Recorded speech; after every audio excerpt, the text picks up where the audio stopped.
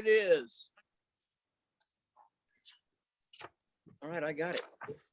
Good morning and welcome to this edition of Healing Moments with Martha. Listen, guys, this is probably the most exciting interview I've done yet.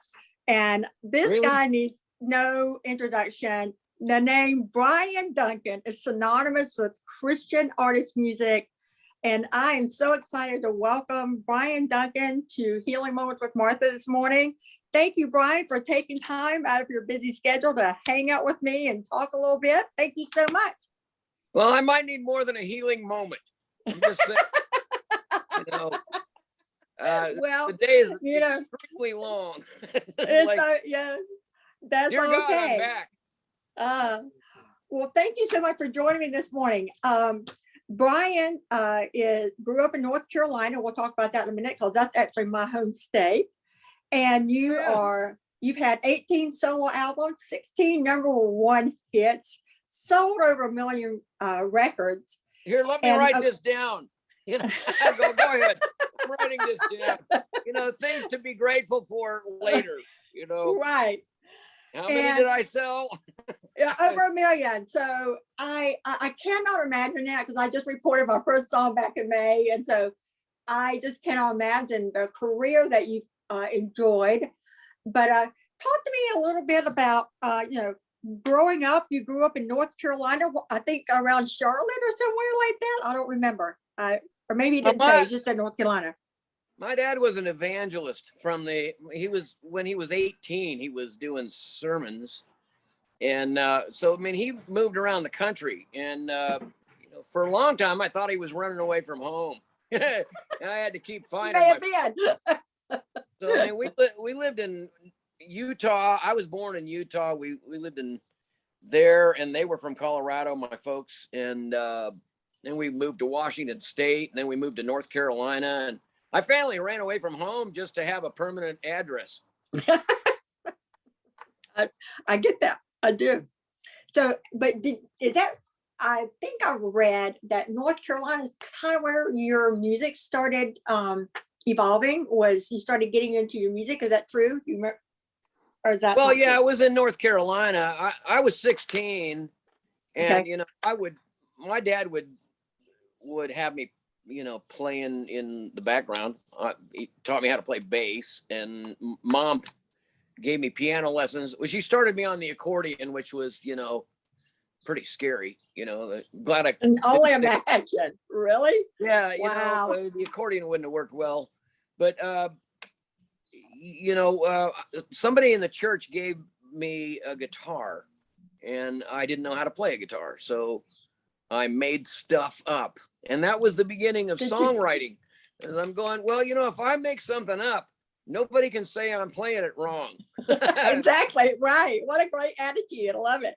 That is so true. So you started kind of venturing out into music when you're 16. I love that. So how old were you when you put your first band together and this is what I want to do? Do you remember? Oh man, I'm not really sure what came first. When I went to college, my first year was down in Florida, and I was singing then, my own songs, and I'd wander around and tell people that I wrote this song for them. It was mostly girls, but let me impress the girls. Yeah, I wrote your song. Yeah, I wrote this song for you. Love it.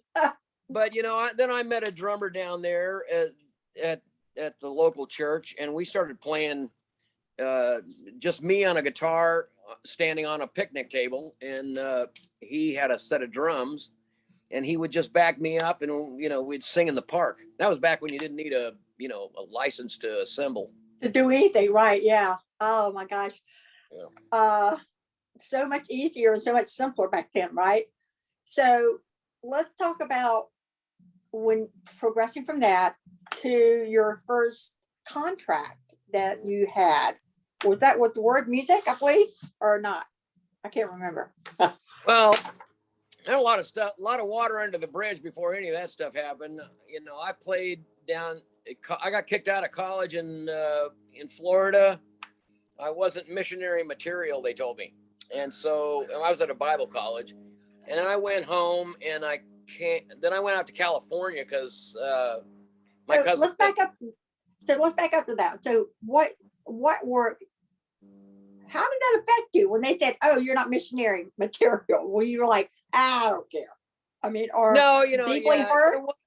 I was 19. When you're 19, Yeah. you're pretty much clueless. You're just bouncing off, careening off the guardrails is what I call it. Yeah, right. You have no idea what you're going to do. I changed my Yeah. major every semester. I had no idea. And then when I got to California, we started a band, and the Sweet Comfort Band we played high schools and stuff for 3 years before anybody was even interested in, doing a record. And even then we had to raise our own money. Did you really? Yeah. That first album was, it was a $10,000 project. And I think we put up 7,000 of it. And the record company they had that much trust in us. But after that, it started to become a regular thing, It was kind of a hobby that turned into a nightmare. A hobby gone wild. That's it. Pretty much it. Yeah. So Sweet Comfort Band and Bryan Duncan. And so is that when you were doing because I remember reading there were a year or maybe several years where you were doing like 200 concerts a year. Is that correct? Well, I wasn't counting, but we were gone all the time. So yeah, probably. Yeah.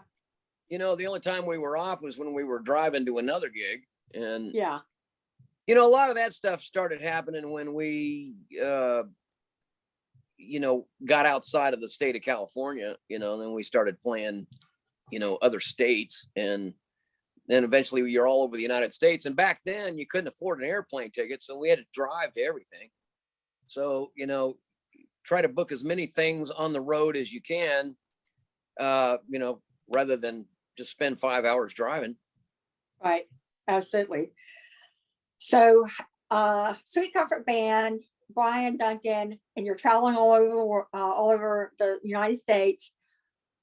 At what point, what was your relationship with Jesus looking like then? And were you married or still single, or what was your social life?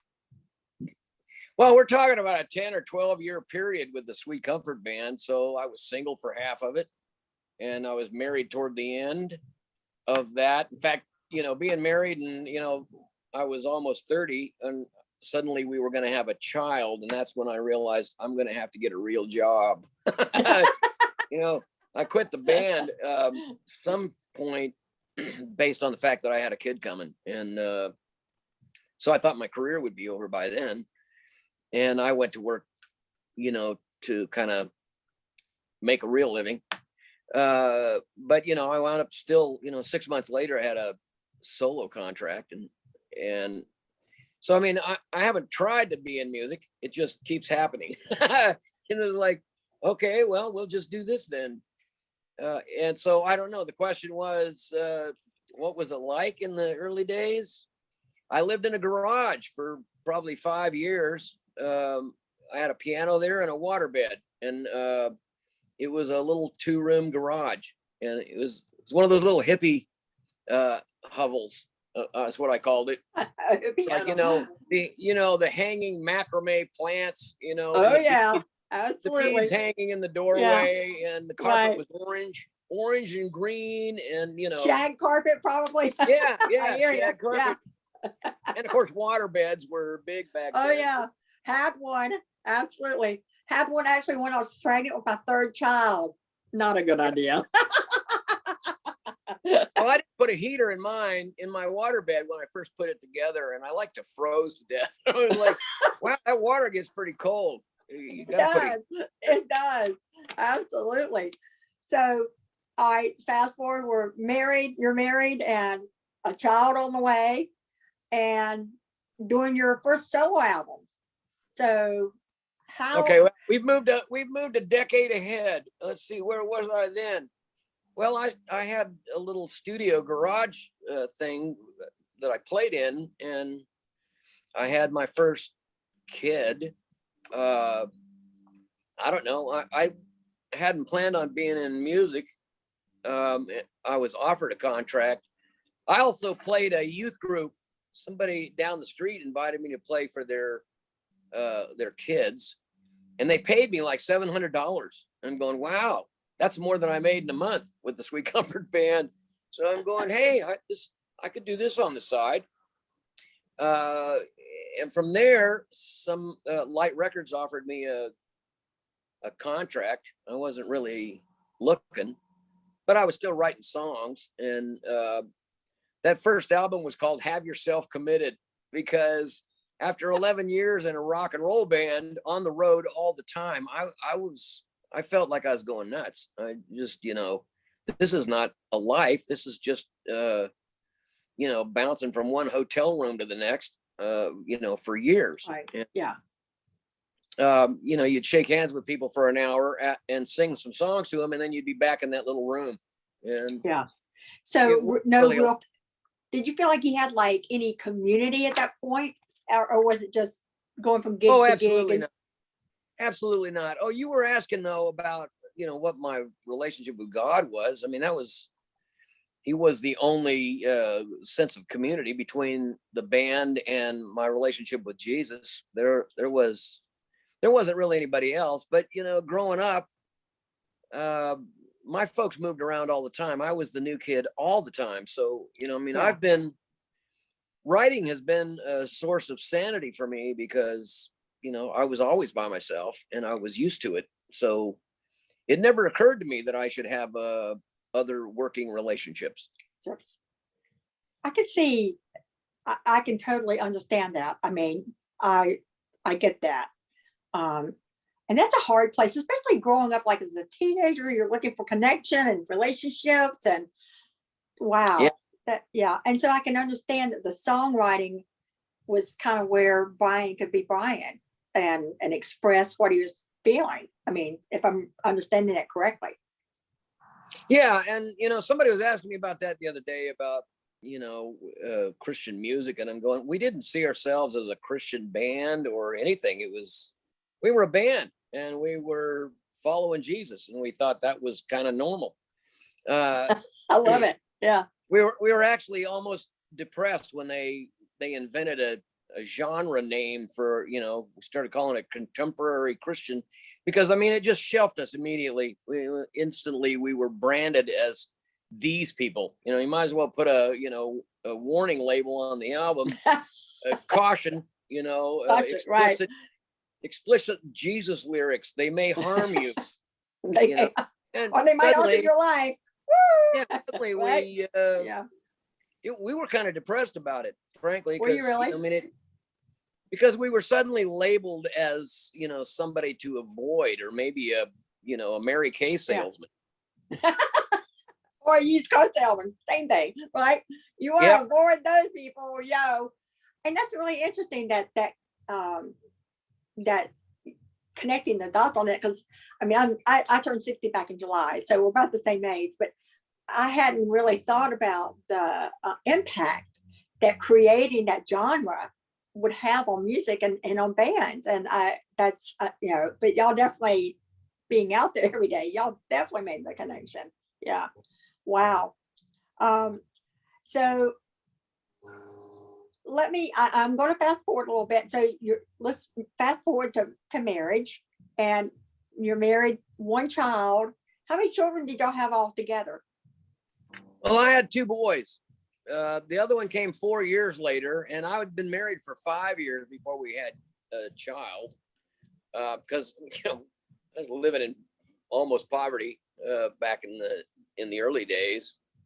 And so yeah, we had 2 kids, being on the road all the time, and my lifestyle cost me my first marriage. And I've been since remarried for the last 15 years almost, and now I have 2 daughters inherited from my current wife, and they're giving me grandkids out the wazoo. It's like, I know you got 4 grandkids, a 5th one on the way. Is that correct? Yeah, I didn't see that coming. I wasn't I didn't think I'd be excited about grandkids. I always rolled my eyes when somebody talked about them, going, I don't see the point. It's like herding chickens. And, but Well, it is, especially when they're toddlers, right? Yeah. well, Absolutely. the first time my first granddaughter threw her arms around my knee and laid her head on my knee, and it was the weirdest feeling. It was like, wow, I don't think I've ever felt this. And I turned into a mushy person. And He was and there now all along. I let them do whatever they want. It's like, oh, you want a popsicle just before we eat? Sure. Of course, Mimi's not happy with me. That's good.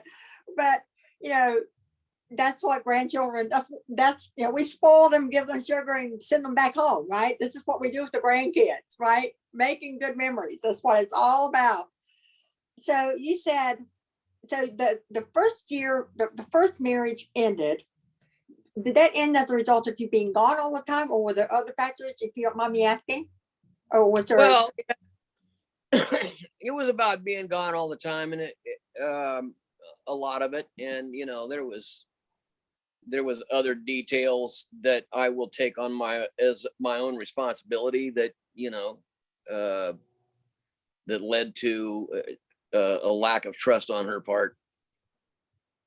So, it wasn't her fault. I think, at the end, she said, we don't want the same things. And I didn't even understand what she meant by that. I said, well, when we broke up, I said, well, don't you need a man at some point? And she said, no, I have Jesus. So Wow. for a while, I told people, my wife left me for Jesus. And of course, she said, I just want a godly man. And I don't think she saw, there's two sides of all of us. And, right. Yeah. It's great when you can just project, your sweet side, but, there's another side to all of us. And, yeah, unfortunately, she said, I just want a godly man. And I said, well, maybe we could take out an ad in the paper. That was probably the wrong thing to say. But it might have been. Well, you know what?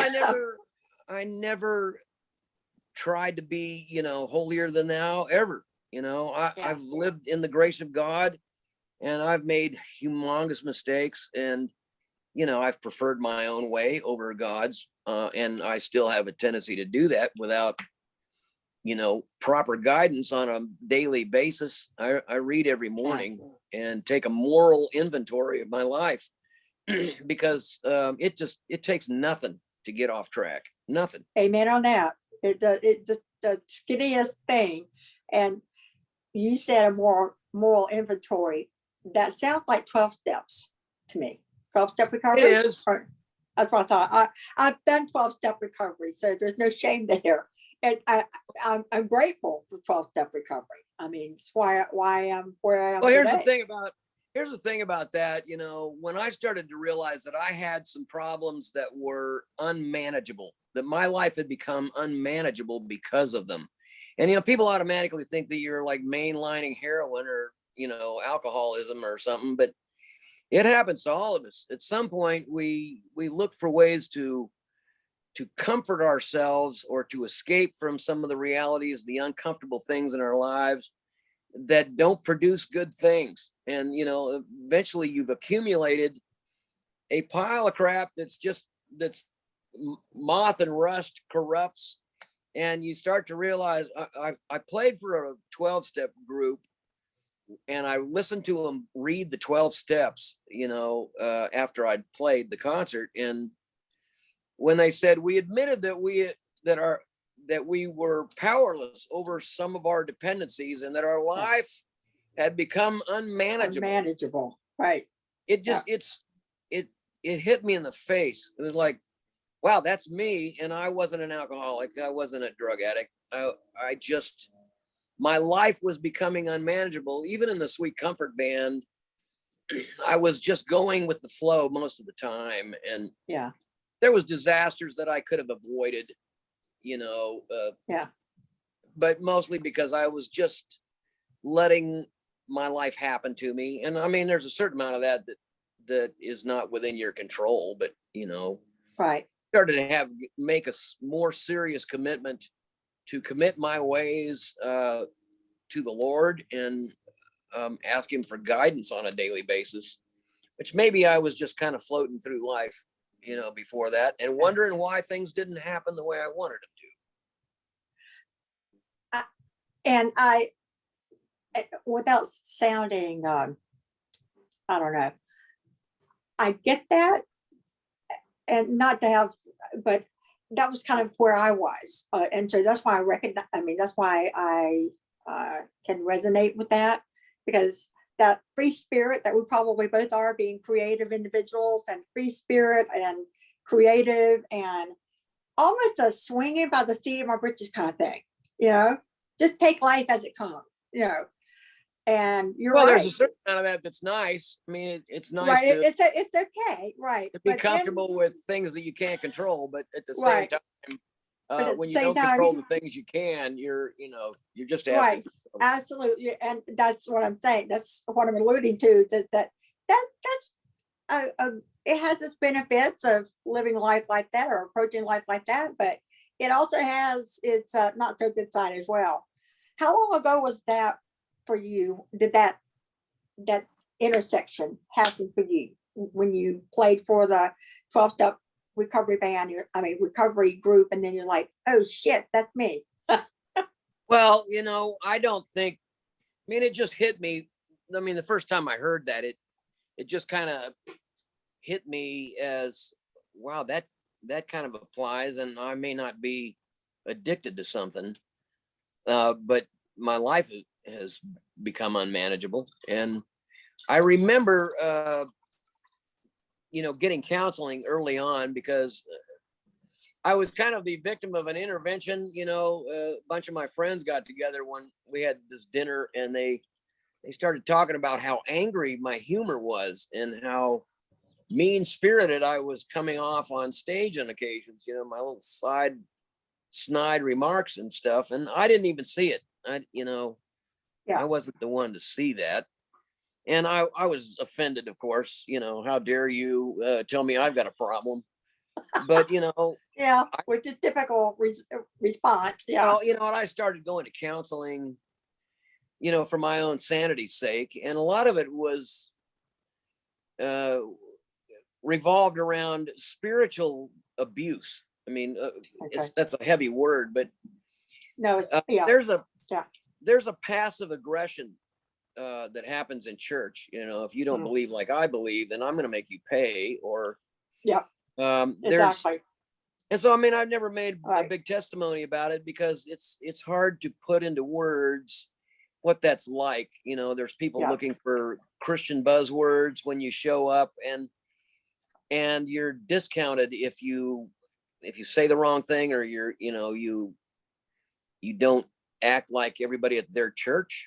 And and when you're playing around Christians all the time, there was a judgmentalism that nobody says out loud, but they can certainly cut you off in a heartbeat. And absolutely. I think I was reacting to something. It was an unseen enemy of just being hurt all the time, and not realizing that that you've been hurt. That's the thing. I'm bleeding out over here, and I don't even know it, right? Yeah, right? Somebody stab you in the back, and you don't really know about it. You don't know about it, until you're absolutely. a court low. Like, wondering why you're not doing well. I was wondering what the heck was wrong. Now I know, right? Yeah. And I don't mean to cast shadows on the Church of God.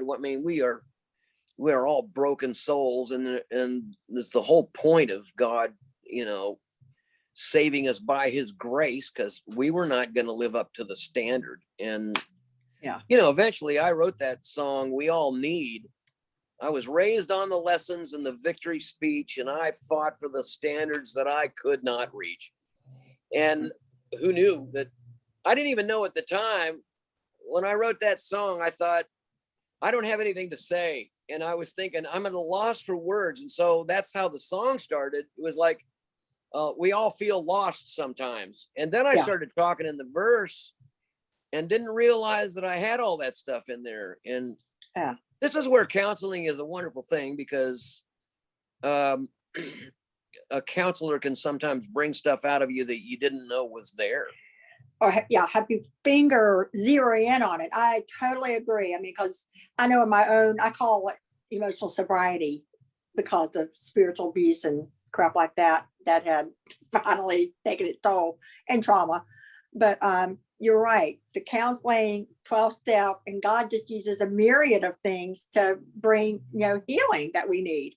And that's, I'm so happy for you, to hear. Oh, I'm happy for me too. Well, I mean, I don't mean that sarcastically. I'm just saying, a lot of people, they go through their life and they never get this right here, that you're talking about, the aha moment, or they just dismiss it entirely. Well, I mean, because of songwriting, I have to examine what I'm saying. And, I write things down and I look at them, and then I ask myself if that's true. Is that true? And what's the difference between the truth and how I feel about things? Because that's a whole nother nightmare. Yeah, where, absolutely. you think feelings are telling you the truth, and your feelings are seldom telling you the truth. And that's why we have the Word of God, and you have to kind of balance your life with what God says is true, and rather than how I feel about it. Very well said. But I'll say this. I think the church for so long, and I mean, yes, she's got her faults, and as I do, and we have evidently both suffered from the hands of the church and bad doctrine, bad theology, and all of that fun stuff, and being judged for whatever reasons that they want to throw at us, not the right verbiage, or being a single parent with 3 kids, or whatever the heck it was, they decided they want to judge us on. But I'm grateful for your music, and I was just going to name, if I may, a couple of my favorites. And so I would say my number one favorite is probably, this is hard, Traces of Heaven. The video on that is unlike anything I've ever seen in my life. It is just like off the charts, crazy good. It's just so, I look at that and I go, it's also very expensive. Did you film that? That was awesome. Wow. Well, we hired a helicopter with a camera. I figured that, yeah. And he almost blew me off that mountain too. I can only imagine. Yeah, he's hovering above you. Scary. And you did. Wow. Well, we're grateful nothing happened. I mean, but I love that that's just such a beautiful, creative video. And I'm grateful that you did that. I love that. That one, Blue Skies, is probably my favorite album, bar none. I'll just say that. It just is. And you probably hear this stuff all the time, but just because a couple of years ago, because I was still bitter about music in general, and feel like God was punishing me for some things, okay? And because just different things, and my voice had changed, and autoimmune diseases had, set in. But that album, oh my gosh, Jesus just used that album so much just to love me back to himself in so many levels. Really?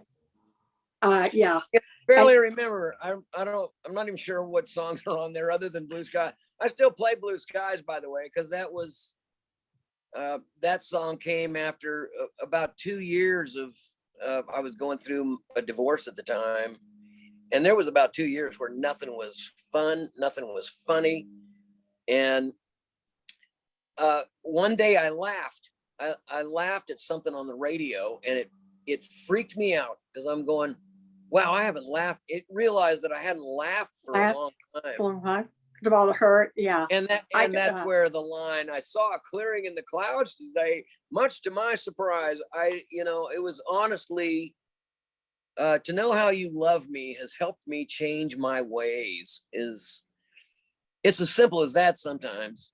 Yeah, absolutely. When you start to really believe that God is redeeming you, even when you don't feel like he is. Absolutely. There's a, Yeah.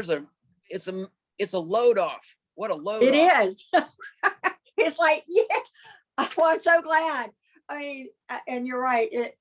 You are ever so correct. That one and the other song that oh my gosh, is Take Another Look at Me. Oh, I Uh-oh. love that song. Oh my gosh.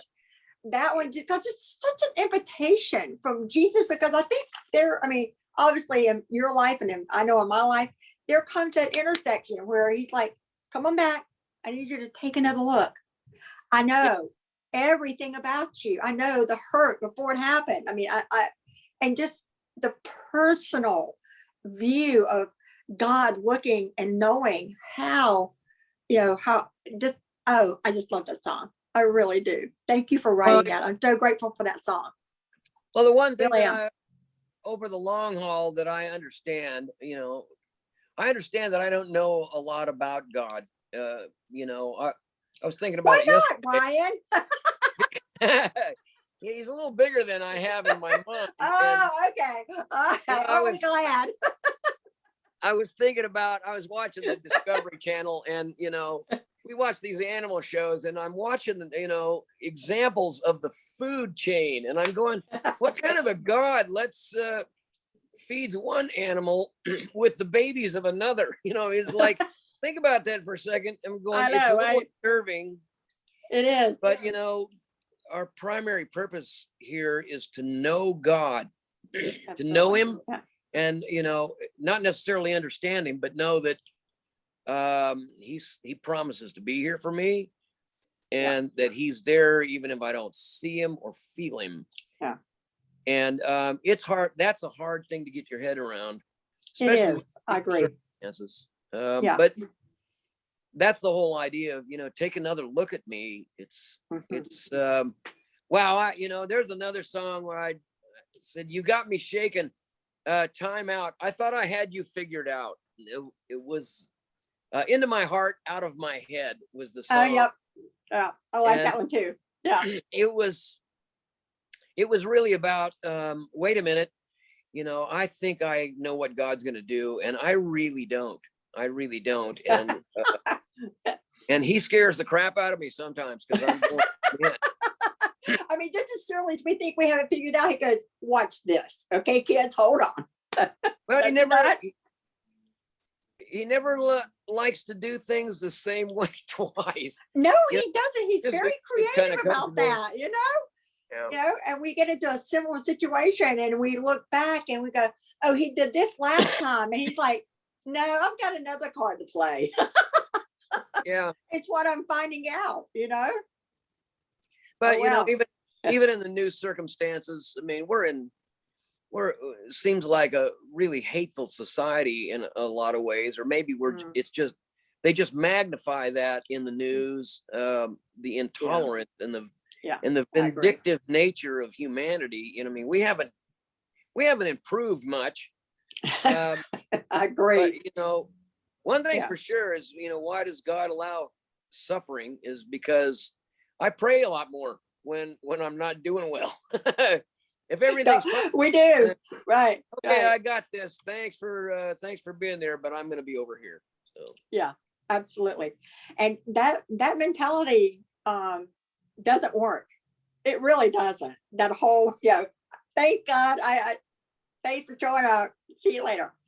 And I'm just grateful that he continues to pursue us, with his grace and mercy, and love us and woo us. Well, sometimes he has kind of like, like the shepherd, kind of like, that's far enough. Come on back. Come on back. We're over here waiting for you. Come on. I got a spot waiting for you right here. Thank you.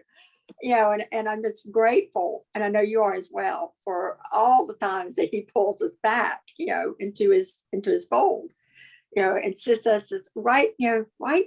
I got a spot for Bryan right here. And I have to say, I mean, I don't know how you were in your relationship with Jesus, but it took me a hell of a long time to really get my head around that, or to even understand that he had a place just for Martha right by him at the banquet table. And that was not a truth that I grew up with, you know? I Wow. don't know. Does that make sense to you? I mean, did you grow up with that at all or not really? Oh no. Oh, I grew up with all of that though. I mean, I was given all the answers before I had any of the questions. So it's kind of like my life has been a sad show of Jeopardy. What is the question? Well, the question is. So, yeah, it's kind of the opposite for me. Really? Okay. I'm I'm a slow learner on some of those things. It's like, okay, we'll do this one more time. And that's okay. So, married now for 15 years, and you've got 2 boys and 2 girls and some grandchildren. 4 And grandkids and 1 on the way next year. yes, I'm so excited for you. And what do the grandkids call you? They don't call me anything. I chase them around and say, "Don't do that," and get off of that. So that I think I've heard them say grandpa sometimes. They're they're kind of in their own world, and I'm just on the sidelines. I wrote a song recently about my granddaughters that he goes, she doesn't have a name for me. She simply thinks I'm grand. I love it. It's, the hook of the song is, look what I can do. I bet you can't do this. Look what I can do. So, I mean, that became the song. It's like, and I never knew till now, this love could be the best when I am doing nothing more than being here for this. Because I remember I'm babysitting and I'm feeling like I'm wasting my time because I'm just watching kids. It doesn't feel like a career. Right. And I didn't think I would write a song out of it, but it's a tearjerker of a song. It goes, and she starts her prayers with God is good, and she ends with yay, amen. And it says, now I'm not so sure who's walking who, showing me where to begin. And the song is, I've gotten mushy in my old age, and I'm writing sentimental Christmas songs and things about my grandkids, and I never saw this part of my life coming. I really didn't. Yeah. And I never knew the feelings that I would have. And that's the great thing. God doesn't fill you in because you wouldn't understand it. But some of the best things in your life happen when you're not paying attention. They're not, while you're making your plans, your life happens. And I would say that absolutely some of the best things in your life are things that you didn't see coming. Absolutely. Yeah. I would agree with that. Absolutely. You have worded it well, my friend. So what is Bryan Duncan? I know you're I was asking what is on the horizon, but I'm going to back up for a half a minute because I remembered you're the host of a radio talk show, I believe it is. What's it called? I always wanted to be a radio DJ. I mean, I always wanted to have my own morning show, because it just seemed like all they did was cut up and play music. And I'm going, I could do that. But it turns out, you don't even get to choose the music in a radio station. They do that, and then you just run commercials. It's like, nah, I don't want to do that. I know. So, but I did a radio show after, spending a lot of time, working recovery program, and going through the 12 steps. And one of the things in the 12-step program says is having had an experience, a spiritual experience, you sought to give back to others in a way, and I don't hear a lot of people talk about what they learned in recovery. They just say, oh yeah, it's kind of hip to say, oh, I was in rehab, it makes you sound kind of cool. Nobody ever talked about what they learned. And I thought, well, I learned a whole bunch of stuff. Number one, there is a God and you're not him. And neither am I. Right. And so, it's kind of a way to, because I had a counselor tell me once, he says, you are an external processor. You have to write it down and then stand back and look at it just to know what you're feeling. And it's like, that's exactly true. That's why I Yeah. write And that's songs. why the songwriting works so well for you. Exactly. Yeah. Yeah. And the radio show is just it's really fun. It's a 30-minute program. I did 50 of them, and they're just online at radiorehab.com. Okay. But Yeah. I would do some principles based on the principles of recovery. And then there's this one section where it's called Dear God. And it's just like, I wrote a book about that later called Dear God, Prayers You Won't Hear in Church. And they were, because whatever the sermon is, I hear the antithesis, and I have the negative commentary in the back of my head running almost before the scripture is read. I'm going, I know what that sounds like. And it was like the song, I Love You With My Life. The first time I remember reading, I was in the Sweet Comfort Band, and I read where Jesus says, I love you, but I'm going to prepare a place for you, and I will be back to pick you up. And I'm going, oh, I'm not buying that chili. It's like, wait, where have I heard that before? I love you, but I'm leaving. Yeah. No, I mean, ironically, the song came out really nice, but my thought process is always on the back side of it. It was like, I have a song that I wrote called, about Adam and Eve, told from Adam's point of view. That's hysterical.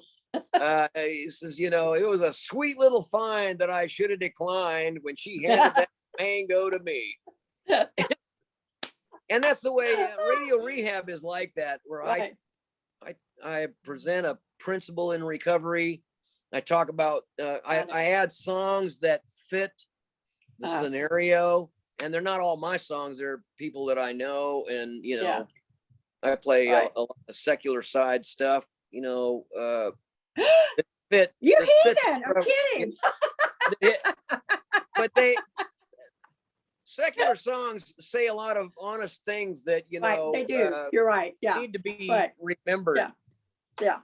One of that song, I heard one, I can't remember who wrote it, but there's a song called I Want Something Else to Get Me Through This. And I'm going, well, there it is in a nutshell. We kind of do, finally hit the nail on the head. And that's how we wind up where we are, because, I want something else to get me through this. Absolutely. You're right. You, amen. We can now sing a song and pass the plate because we've been preached to. You know what I do? I do nutshell sermons too, on hashtag nutshell sermons on Twitter, because some of the best things I ever heard were when God said he answers an unfinished sentence to me, smart aleck stuff like, I spoke to God the other day, and he said, Jesus would have taken a bullet for you, but at the time they only had nails. Or I do a hashtag I follow Jesus because I can't fix you and I wish somebody would. So I know you've written 2 books. You mentioned one. Is it 2 books you've authored? I know one's the Prayers You Won't Hear in Church, which I want to get a copy of that. I read that because I'm sure it's delightful. Is there another book that you've written? I wrote one called 5-Second Devotions, which is about as long as I can sit still. And, they're basically, that whole book is here. Okay, I spoke to God. Here's what he said, and so, I mean, it's entertaining, but at the same time, it really reflects God's point of view, and what he might say to you. Your body is a temple, not an apartment complex. It's like, those kind of, they're nutshell. And I love it. And I do that I post a lot of that kind of stuff on my Twitter page too. So it's like, I like to, get it down to something that you can remember. Absolutely. I love that. That sounds fun. I'm just gonna say that because I can think of so many. Well, I'm one of them, but I'm thinking about like my daughter, who's the mother of two toddlers. I mean, she didn't have time for a 30-minute devotion. She wants to read it and go, right? Yeah, well, and the book is called "Spoke to God, He Said." Spoke to God, He said. Okay. Uh, basically, it's a 5-second devotional, and it's like it keeps God on the forefront of your mind when because God speaks to me in unfinished sentences a lot. Where you just spoke to God. He said, "Stop doing that." It's like. Something as simple as that, nobody thinks of that being something from God. Well, he knows your intricate design and he knows how Bryan is just going to best respond. So, and that's what's crazy is the older I get, he just speaks to us all the day long. I mean, he really does. I mean, he knows I love horses. And so he speaks to me a lot through horses. I know it sounds crazy, or through movies. I will watch movies and go, I see that. I see how that makes sense now. And he just appeals to our senses on so many levels. And I think that's one of the fun things about getting to know him, especially as we grow in him. What is on the horizon for Bryan Duncan? What are you up to these days, and where can we find you? All that fun stuff. Are you doing tours or what are you doing? You can find me at BryanDuncan.com. Spell Bryan with a Y, Bryan. Duncan is like Duncan Hines cake mix, I guess. BryanDuncan.com. I've got a bunch of sentimental Christmas songs about my kids growing up, and they're pretty. Oh, how lovely.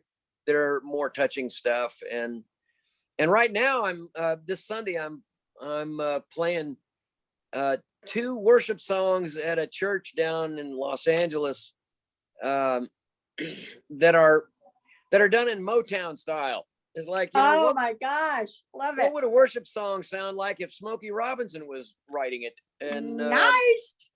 It's so fun because Motown stuff, you remember, if you're my age, oh yeah, Motown stuff was just so happy sounding. It just sounded, it was bouncy, and I'm going, man, I miss that in worship. I feel like we have to flog ourselves before we sing worship stuff, and I don't know that God's always that excited about the genre.